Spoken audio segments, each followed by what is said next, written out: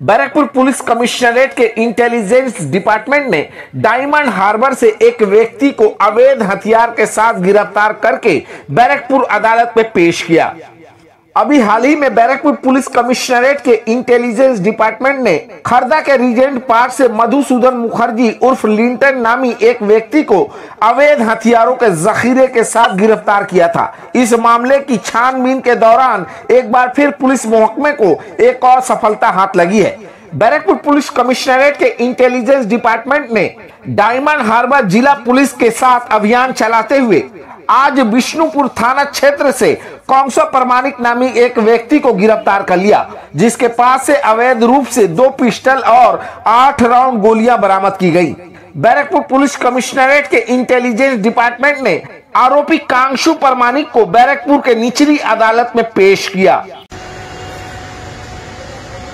कौंसो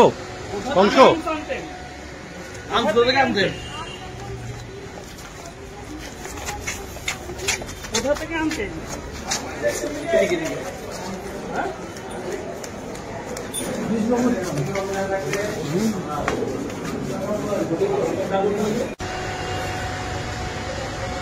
Kansa